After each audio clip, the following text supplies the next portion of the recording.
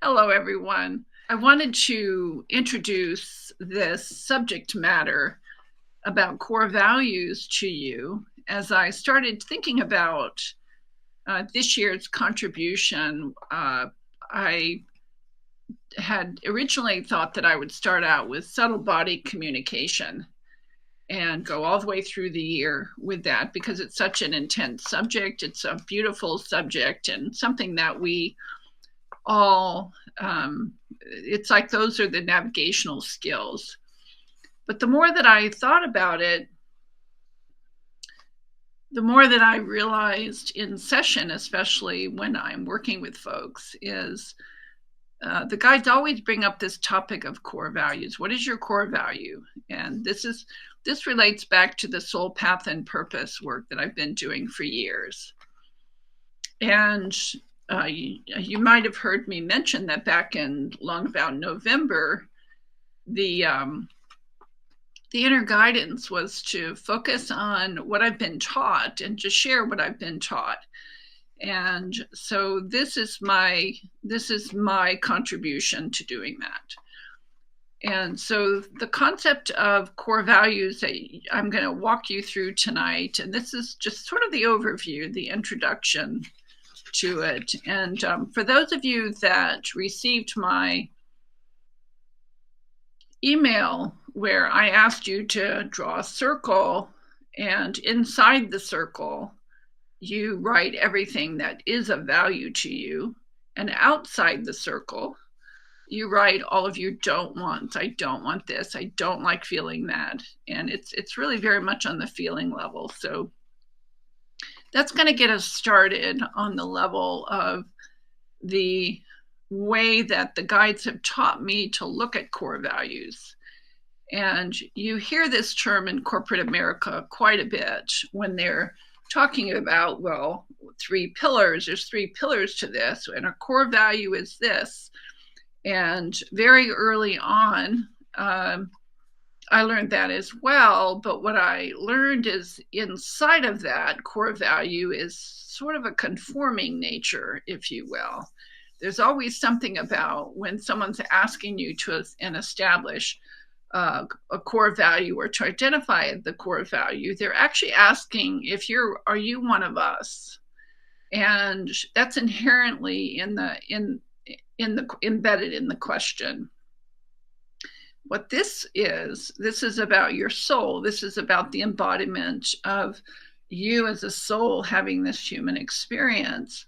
And in that sense, your core value may look completely different than the way you're living your life, the way you've been taught to live your life, the way people around you have lived their lives, and the way that you have learned from them.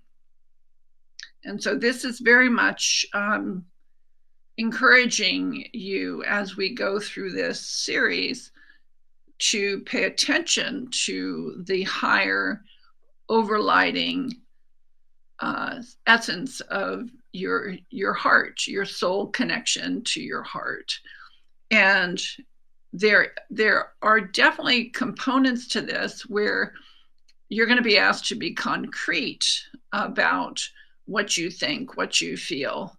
But hopefully by the time we do this 3-part series, you're going to be really clear that my body's either expanding with joy, and I know why it's expanding. I know what to act on because it's expanding, or my body's contracting and it doesn't feel good. It doesn't feel like I'm honoring either myself or the others, and you're going to get the lay of the land here as we move through this. So with that, this is, I'm going to say, the precursor to the subtle body communication, larger body of work that I am prepared to share with you. And there is a sandwiched in here. There is another part, which is tonight we're going to talk about your core values and how you get there. And after you finish this 3-part series, we're going to talk about our core values, which is, you hear me so much talking about the New Earth Matrix, but the bottom line is, what is it? What is it? we all have this sort of feeling of oneness, but really, what is it? And I will share with you the process. But before I can even share that process, that's this right here, this foundation is, no pun intended, is at the core of what, how you navigate, how you discern, and how you navigate. And I have to say that no matter who I'm talking with during the day, the whole core value concept comes up. And I have to say, I always tell people, I'm not initiating what's happening. I'm simply repeating through metaphor and what I'm being shown and told to tell you. And invariably, when someone adjusts and they get themselves repositioned, realigned, and recognize their realignment, then oftentimes the floodgate of tears will come, because they will begin to recognize for the first time in their lives, oftentimes, or for a very, very long time, perhaps since childhood, like it happened today in session, since a very young child, the floodgates of, OMG, I can feel myself again. I can feel who I am. I can feel what I am. And I can feel how much I love and value who and what I am. And so that's really at the foundational level, is to reclaim ourselves, to reclaim our sense, and to fulfill our higher purpose. So with that, I did prepare some slides. I'm so hoping that this is going to work, as you bear with me to make sure that I can do this correctly. So I have a presentation for you, just talking points that'll help both of us to keep sort of focused. And there it is. That's fantastic. So the whole concept of your core values, not the core values or our core values right now, is the value that you place upon yourself. And value is not good, bad, right, wrong. It's just, what is the intrinsic feeling of you compared to someone else that's not you. And so the first thing to discover and to reaffirm is, what is the feeling of you? And if you have a pen and paper, or pencil and paper right now, as we go through this, please do jot some notes, so that once you get into the course itself, you'll be able to say, oh yes, I remember that. So the feeling of you. And most of us have the feeling of ourselves, of what we've been taught, how we've been treated, how others perceive us. But that's actually not you. That's what you've experienced in your life. And the other part of this core value is how you perceive others. So it's you standing in the center of you, the soul that you are, manifesting in your spirit body, in your heart center, and showing up in the world in a certain way. If you understand your core values, then how others react to you, or you react to others in relationship, husband, wife, lover, friend, child, mother, father, then you have a very clear sense actually of what's happening and how to navigate around that. And then, of course, the third is, we're all in myriad communities. You're in a community of family. You're in a community of your friends. You're in a community of work. You're in a spiritual community. Pretty much where three or more are gathered, suddenly you're in community. So that's the nature of what we're going to be looking at. And I chose this picture simply because this gentleman is focused on others. He's focused on, how does it feel to be in this collective? And so the purpose is to help you clarify your own core values, understand how community values emerge and function, and develop practical skills for aligning, negotiating, and living out values in shared spaces. So this is really, really important. I don't know if you grew up in an authoritative kind of household where you had the mother, the father, or if you grew up in a very sort of lenient single parent kind of situation or multi-generational family system. Whatever your pattern is, when you were a little one, more than likely you have carried that forward. You might have railed against it. You might have said, oh, I just love, that's my version of how I value myself, my family. That's how I'm in relationship.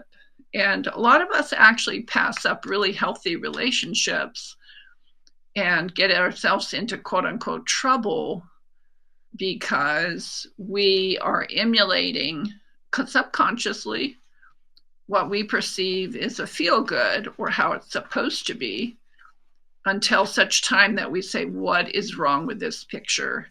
This doesn't feel right. And conversely, we might find our complement, but because our complement and the people around us feel a little foreign or uncomfortable because they're healthy relationships, for instance, and we hold a core value that's similar, but maybe on the outside they don't look like us, talk like us, function like we do. And yet at the same time, you can feel energetically there's an alignment there. And so a lot of people that I talk with, they'll wholesale reject that person when they come upon them if they really do not understand what they're reacting to. And so that's another reason why understanding your core value is so important. So again, I mentioned that we're going to be doing this as an energetic perspective. So it's a feeling, sensing, being. And we're not going to be talking so much about the reactions to our environment in terms of the navigational skill sets. That'll come later. In this foundational course, this is what honors me the most about me in my life, and how do I honor others, how others honor me. And everybody's different on this. No two are the same. So the question's going to be, based upon your core value, plural, what do you allow around you on the energetic level? And in my world, I'm not discounting other non-physical beings. That actually is so much of my world as a channel, is I am discerning every time I start to tune into something or somebody. I will discern and I will make an intention. If this energy represents my highest expression, i.e., the most honoring of my core values, then I'll entertain it. If it doesn't, well, then no way, not mine to do. And there's a whirling, swirling energetic fields out there in multiple layers. And so if you're not careful, and I've seen this a lot, if you're not careful, you can get caught up in, I'm going to say, energetic business that you really don't want to be in because you're not clear within yourself. And this is a really important piece. So the learning outcomes for this course is going to be that you're going to learn how to articulate your top personal core values and why they matter. That's it's not just enough to identify them, but really to say, why does it matter to me? And that you're going to find when you understand it, and in your most intimate relationships, your friendships, your work relationships, you're going to explain that this is why it matters to me. You're going to identify and analyze the core values of a community you belong to. So again, as I said, you're going to probably list a lot of different communities. You wouldn't think that we have so many overlapping or separate communities, but we really do. They're all over the place. And third, you're going to navigate alignment, tension, and responsibility between personal and collective values. The word tension is a really important one, because if you find yourself in the wrong company, let's say, or a mix of people, some people feel great and others don't. And so you say, how come I'm feeling this tension in my body? And if you feel yourself in alignment based upon your core value, you're going to know that also. And the sense of responsibility, I call that self-referral. You're going to know the difference between your personal and your collective values. And some collective values are going to be great, and others you're going to say, not mine to do. And in our community, if that starts to happen, there's just a beautiful sense of, then go play someplace else. There isn't any kind of push. So your core values drive the quality of your existence, to fulfill your soul's purpose here on earth, in your family, your friendships, your career, your work life, your calling, and in your educational kind of circles. So part one of what we're going to be doing is identifying. This is the inner compass. So you can imagine, if I'm asking you to understand subtle body communication, but you don't have your inner compass, then it's easy to get lost in the mix of that. And I have to say, that's what triggers fear in most people, because we all want to feel safe. We all want to know where we are. And what's happening in the world today is that we have been taught to feel safe based upon external markers. And in the new earth matrix of oneness, the inner compass, it's the inner navigation that guides us, because our structures, many of our external structures, are falling away.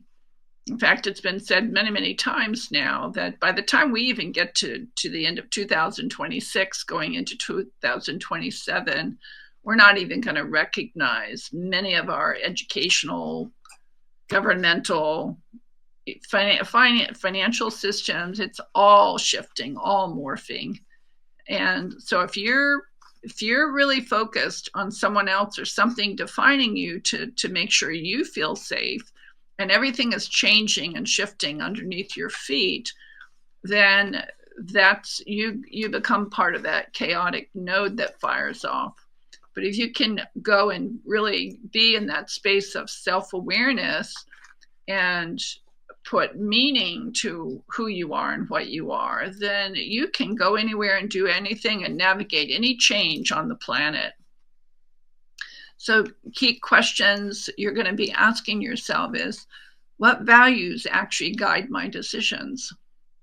Some of us are compromisers. Some of us are, I just want to get along. I just want to be loved.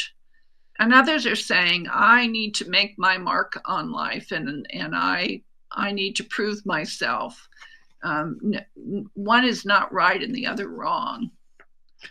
So you have qualities about you that you feel are important to you. They're vital to you.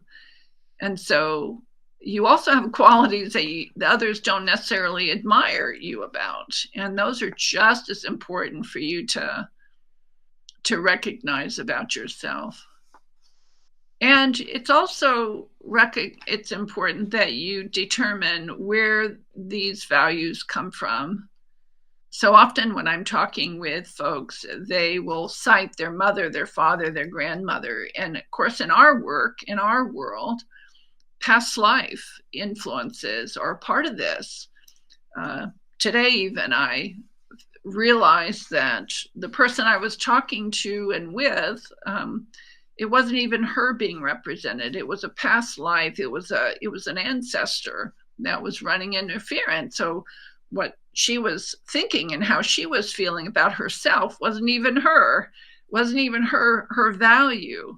And so this is an important thing for us to look at as a community, is where does the value that you hold for yourself actually come from?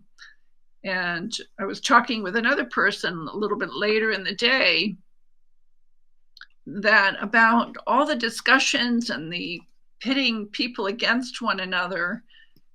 When you hear someone espousing an opinion, or it's this way and or it's that way, energetically, once you establish and really get clear about your own core value, you're going to be able to discern, is that person really speaking from their authentic self, or are they repeating out of perhaps a fear vibration what they think that someone wants them to know, or what they've learned.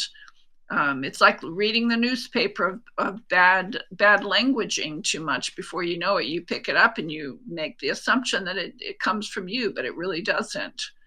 And so in this work, we're attempting to strip it down so that you're speaking from your soul, you're listening to your higher soul, and you're bringing in pure source information for you to act upon. And it's also important, by the way, in this first part, that we're going to talk about which values are non-negotiable. And the first time I stated that for myself, I was so clear that I will never allow this or that. But it's actually not so simple. Yes, you need to identify it.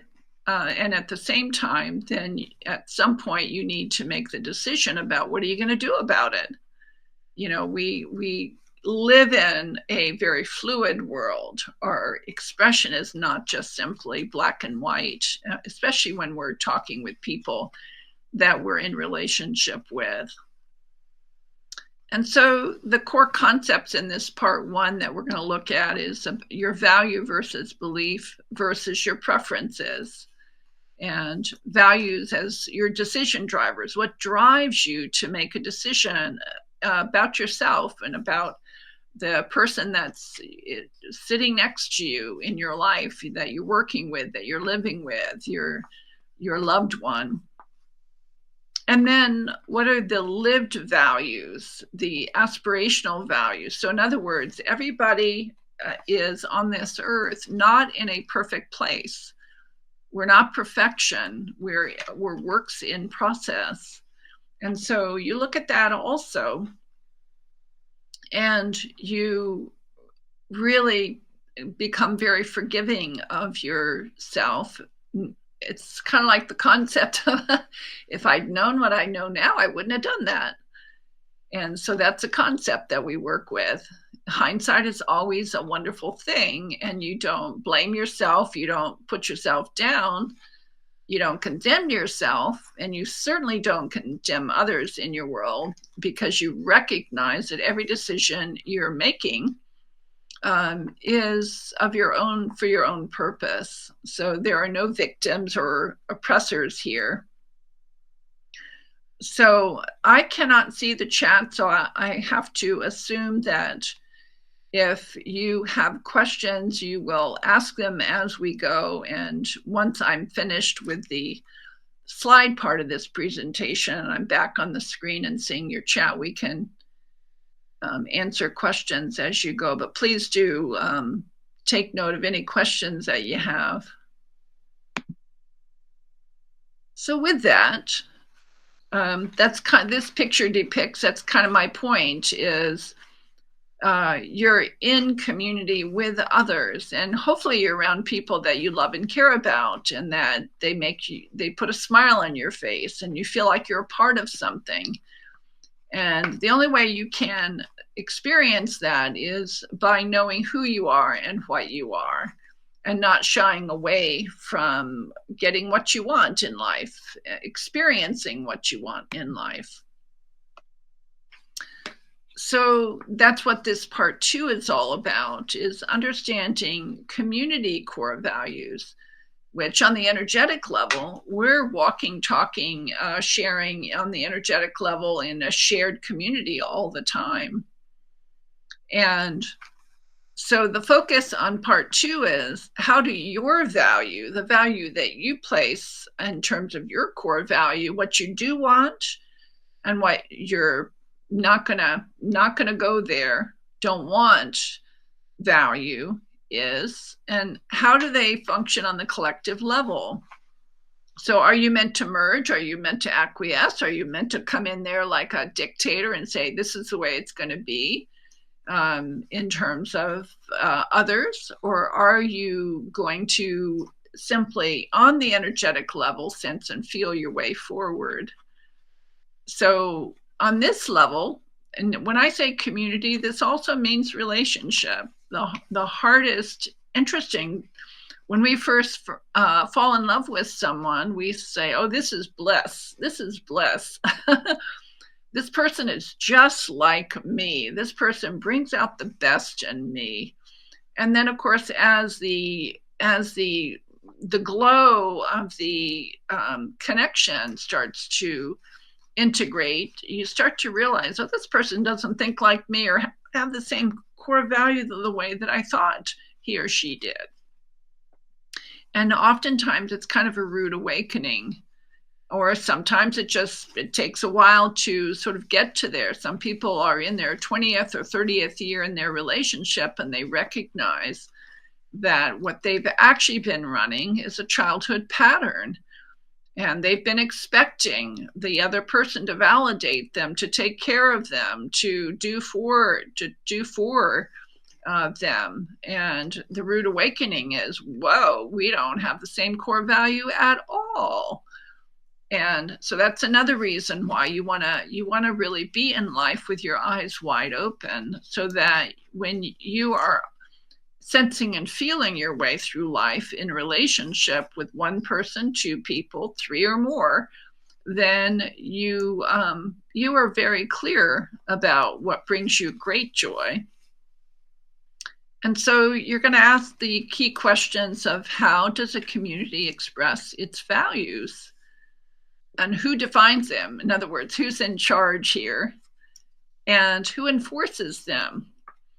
You know, when we first started asking these very same questions as guided back in 2009, when we first were putting together the GLC mission, we locked ourselves in a room for 4 days, and we wanted to answer these questions. We wanted to know how to move forward. That was going to be more in a state of allowance, so that everyone would feel comfortable.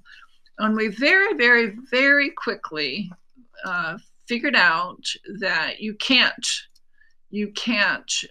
enforce someone else's core value. You just can't, because you're not the other person. And so we developed a self-referral, a self-actualization process. And if you follow with me through this 3-part series, and we move into the community core values portion of this, you'll start to understand. And I have to say that it's very uncomfortable for a lot of people at first not to be told what to do. Most of us, when we are growing up, we always have someone to tell us what to do. Come to dinner, clean your room, do your homework. And it becomes much more subtle than that. And since we are tribal in nature, there's always a leader. There's always a bully. There's always a scapegoat. These roles are just a part of our life on the planet. And yet, when you begin to understand your own core values and discern, you're not dancing around anything. You're not surrendering to anyone or anything. You are simply staying aligned. And that actually is what really amplifies the field. And hopefully, if you've been participating in the webcasting, the New Earth Matrix sessions, we've been learning about that as we go. So the other key thing is about whose values are centered and whose are marginalized. Early on, too, this is all coming from the inner guidance over the years.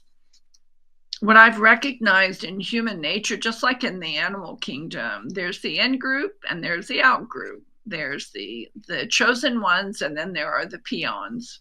That's a very simplified way of saying that we humans form natural pecking orders if we're not careful.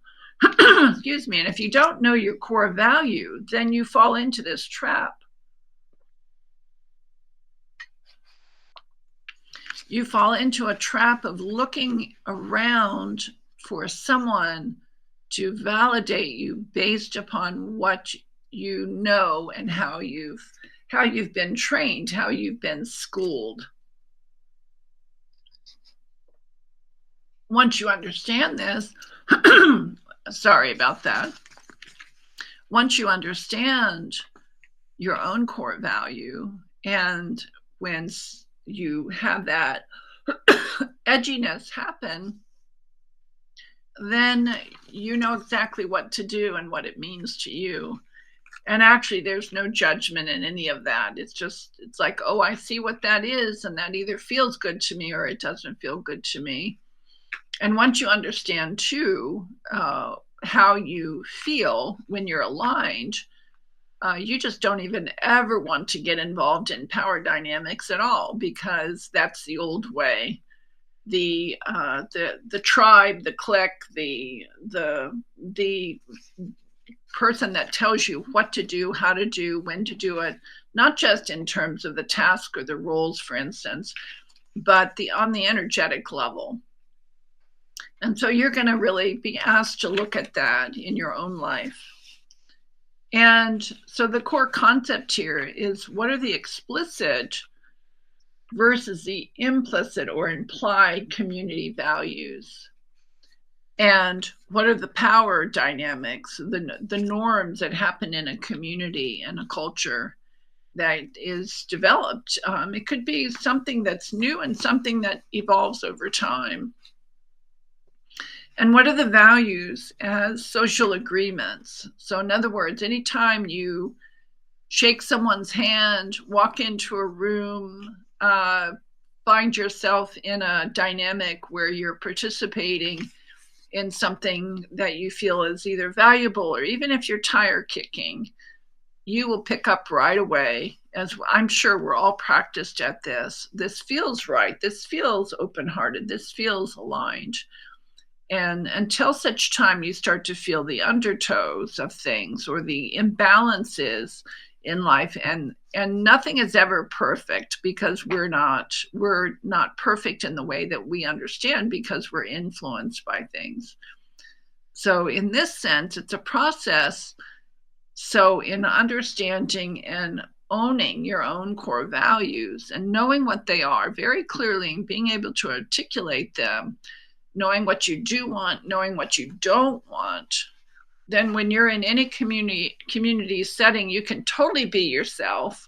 You can completely relax and open, because you need not get involved in anything that does not align with your core value, because we're all individual, and no matter what someone says or does, or how much they want to coerce you into saying, oh, but it's great, it's this or that, you'll love it, when you know that it's not really yours to do, then there's no struggle there. There's no having to figure out, well, maybe I should, because this person looks like they know what they're talking about, or that they're the leader.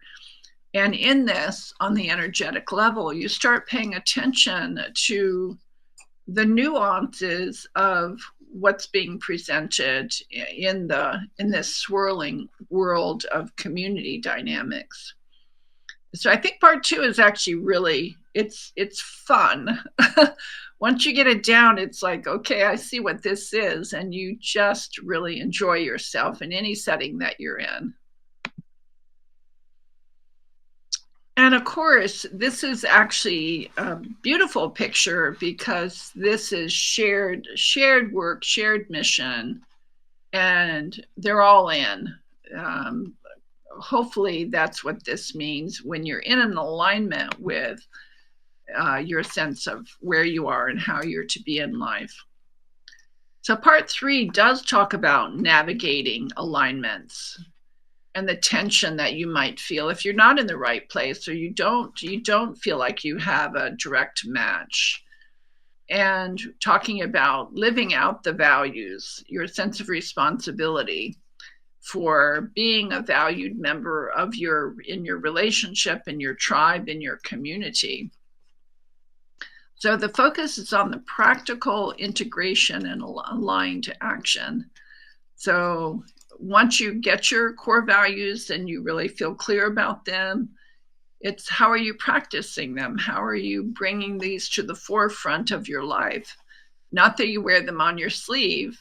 In fact, if you really understand your own core values, then you kind of don't ever have to really talk about it because you know it. And when you conduct yourself in the way that you value yourself in terms of your higher purpose, then it speaks volumes on the energetic level. People don't come around and try to pull you off your center because they can tell on the energetic level that you're in a good place and you know who you are and you know what you are. And so there's an awareness about you that an energy signature that carries forward. And so there's I'm going to say there's a period of time in which you learn that. And for some of us, when we're not used to exercising our voice, our energy, it just takes practice. That's all it is. And so hopefully you're going to feel comfortable enough with me as your guide to, and with your peers to put these things into practice. And so the key questions that you're going to ask yourself is, what do I do when my core values clash with my community? And I'm using the word community, with my relationship, with my mother, with my father, with my child, with my coworkers, plural, with my place of employment, with my spiritual community, with my friends. I've been working and living and playing with these grouping of friends, but what happens when I start feeling uncomfortable with what's going on there? What do I do? And how do I recognize that? How do I navigate through that? These are all questions that we'll put into practice. When should I adapt, challenge, or leave? At what point do you start to feel the tension that this is just not working, or that you need to exercise your voice in what is happening in the collective? And in our community, we have set it up so that the individual voice is actually the most powerful component of our community, because without the individual voice being spoken, it doesn't inform the collective. So it's like if you're in a collective and you keep quiet, and most people, I have to say, they keep quiet because they doubt themselves, or they don't feel like they'll be heard. So we'll put all of this into practice with some key things to consider. And the other thing is, what responsibility do I have to shape community values? So, wow. In fact, I was just talking about this with someone today, being very concerned about what's happening in the world. And what do I do? What do I do with that? What should I say? What should I step back? Should I retreat? Should I say something? And of course, that goes back to, what is your purpose? You have to understand what your purpose is and what you're here for, and what is your role that you're playing. And if you've got your core values down, then you know exactly what that is. And some of us are meant to step in and be in the thick of it and lead the charge. And if you do that, you're very peaceful about that. In fact, years and years ago, one of my satsang leaders talked about this beautiful spiritual teacher watching her yell at a student, a Savanite. And it appeared as though she was really reaming this person out. But when he looked through his inner sight, he saw that she was projecting hearts toward her. And I always remembered that story, that experience that he had, because if you pay attention on the energetic level, oftentimes it looks very different. It feels very different than what's really happening in the world.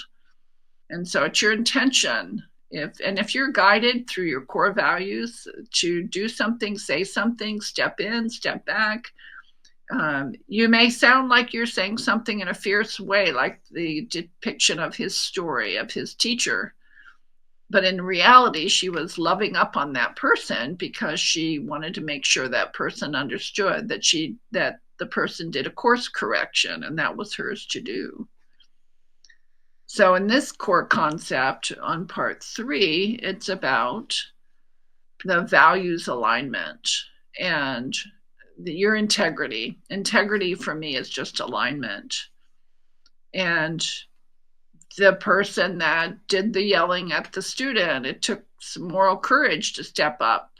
And I'm sure she was probably very practiced at it and staying aligned. But sometimes when we are really honoring ourselves, what we have to do or what we feel compelled to do is kind of scary, and it can feel uncomfortable. And yet we do it anyway because we know that we are practicing, we're putting into motion the action of staying aligned. And so it gives us, again, a sense of belonging. And I always say to myself, I don't belong to the human race. I belong to God consciousness. My purpose here is to be in the community of God consciousness and to do my very best to stay aligned with my purpose. So if I'm acquiescing and I'm surrendering and I'm bending, I'm miserable, I have to say. Because if I really get my core value, which, by the way, I'll be honest about this, is to be honored. That number one is I must be honored in all my relationships. If I'm not honored, then there's no relationship. I go someplace else. And am I perfect in that? Absolutely not. I'm very human in all of that. Because of the inner conflict, sometimes it'll come up about my programming in terms of my upbringing. And so do I feel conflict when that happens? Absolutely. And then I have to give myself a little pep talk and remind myself, am I here for this or am I here for that? And of course, it ends up being kind of a game. You laugh at yourself at the thought of really compromising on anything that you're here to do. And so it does kind of bring out the moral courage when you have to speak up or honor yourself in the way that you've made a commitment to yourself. And I have to say, I made that commitment probably in 1987. I made several commitments when Spirit really, really let me know that Spirit was in charge. And once you make a commitment to yourself, you're the only one that knows whether you're compromising or not. And compromising does not feel good when you're talking about core values. And so you want to make sure as we go through this process together, if you find that this is yours to do, is you'll feel it. You'll feel what's yours to do. And so at the bottom line of all of this, you'll recognize that change comes from within. It always does. And the change within, as opposed to setting a boundary, most people that set a boundary can't really keep them. Because if you set an artificial boundary and it's not in line with your core value, then it's artificial. It doesn't hold water.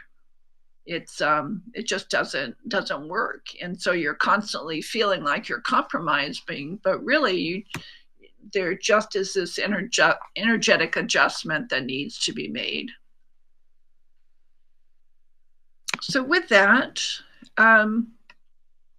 so your core values, it's this 3-part series, and it's the course is in the Amplify Learning portal. The first part of it is self-guided, and what I haven't shared with you there's a lot of exercises, as in personal introspection, and you're going to be prompted in activities to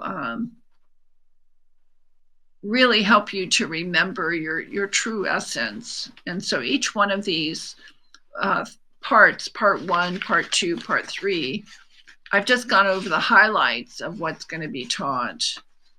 And then within the context of it, you're going to have a journal, you're going to have a sort of go through these more in-depth processes, these activities and reflections. And then at a week or so later, I'm going to be with you again on February 17th at 7 p.m. Eastern. I've also set aside Thursday, February 19th at 1 Eastern for those that either want to continue, or if you can't make one, these sessions will be recorded and they'll be in the learning portal. And I was just talking it over with Mark tonight as my sounding board. It feels like maybe a Friday session to maybe in order, but let's see what happens here in terms of how much dialogue and working through these are needed. And I thought these would probably be 2-hour sessions because there'll be a lot to talk about and go over. They'll be on Zoom calls. This Crowdcast, what I've decided is for these sort of introductions, I think the Crowdcast platform is okay because it gives people the opportunity to come back and take a look at the instant replay. And I don't have to do anything. I can just finish my session and then we're complete. But once we get into the actual learning, then we need to be on Zoom. We need to be interactive, and that all happens in the learning portal. And so if this is yours to do, I'd love to have you join us. And because you're on the call tonight, listening, this is also going to be the next. I just want to give you a heads up. We're going to go from your core values into our core values, and I will share with you the more detailed core values that were established for our community and our global mission back in 2009 by our foundational group. And the people that were involved in this went through and established levels of awareness or learning. And I'm still thrilled. As I went back and I reviewed the work and everything that had been done, I'm just really, really looking forward to sharing this with you. This will again be another self-guided process with mentored sessions on the back end of this. So I really want, in the 3-part, you to take your time and make sure that you feel comfortable with everything. I will say that tomorrow, if you're already an Amplify member, you're just going to receive a link. You'll receive a link from me anyway, from being on the site. And then we'll go from there. So with that, I just want to say thank you for joining me.